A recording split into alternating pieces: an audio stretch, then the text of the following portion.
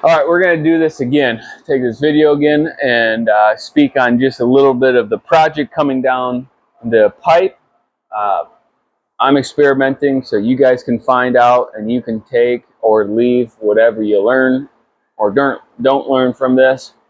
Use it or throw it away, and maybe this will help you become a little bit better bowyer faster than what it's taken me over the course of years of trial and error.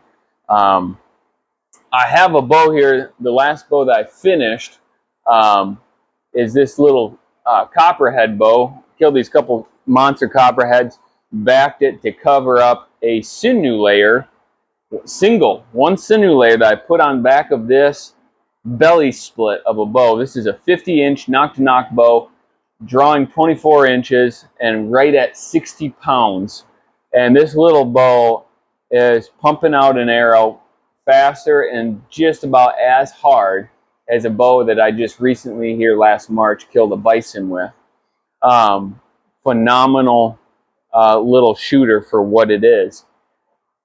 I say that for what it is because this bow, in the entirety from tip to tip, there's only 2 growth rings that make it up. When I look at some of my other hunting bows that are up here on the rack, or where's my bison bow? Bison bow is in the house. That thing has multiple growth rings by the finished tips. So very strong, hardy, drought-resistant growth rings that they pack a punch. They want to return to where they were at, where stationary, settled limb height is. It wants to be back there. It doesn't hardly take any set.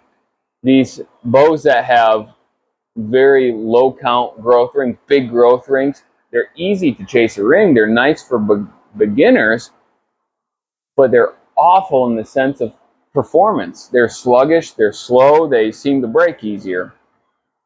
So I wasn't thinking too highly of this bow that was going to do anything, but I'm like, hey, if sinew works, because for myself, I have yet to get it to work properly. So if it works, if I can find the process to find the benefits of sinew, it should show it evidently on this little poor belly split 2-ringed bow. And I got it. So I changed up that process. I'm looking to change it up one more time in regards to my sinew preparation on this stave right here. Now this stave as it sits right now is actually longer than this bow. And I'm undecided if I'm going to leave the extra length or cut it down so it matches. So I have a fairly side-by-side comparison. It will finish out to be about the same width. It's out of the same tree.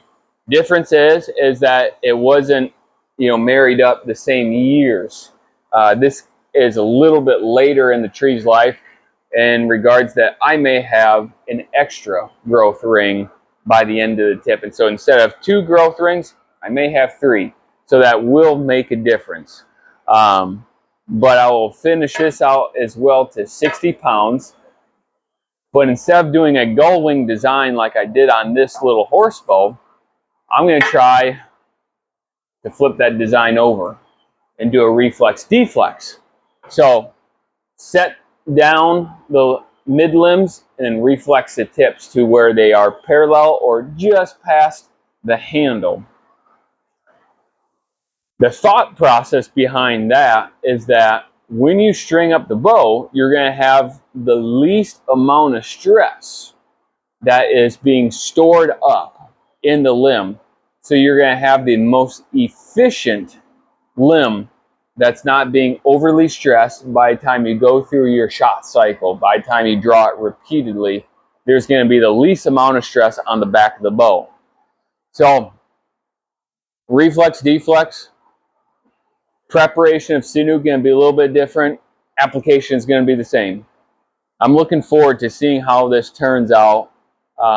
I'm going to record or at least come back with my findings afterwards and let you all know.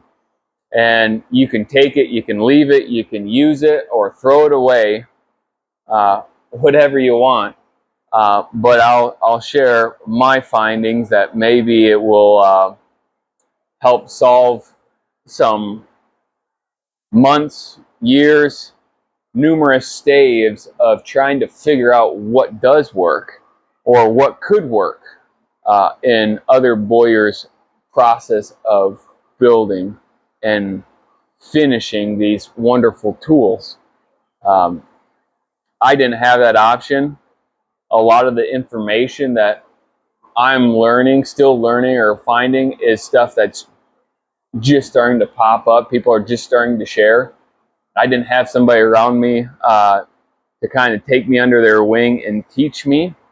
And so I have done the baptism by fire, and I have broke a lot of bows, pushing the envelope, pushing the stress factor to see how far these things can go, and I still do it. I still overdraw the crap. I still use and abuse these bows. But for me, they're a tool, and I will continue to use them as a tool. And I'm always just amazed at what God has put on this earth, that we can use these things in such a fashion, and they just keep ticking. So I'm going to get off here and hit that notification button. Stay tuned. Look for the next bow video drop somewhere titled in sinew processing or sinew back in a bow or what have you. But the next one I do with that will be on a reflex deflex short bow, narrow parallel limbed little kind of horse bow, single layered. We're going to see what kind of performance a little short 24-inch draw 60-pound bow will produce. So that's all for now. I'm going to get in, get some supper. You guys stay blessed. Stay tuned. We'll catch you in the next one.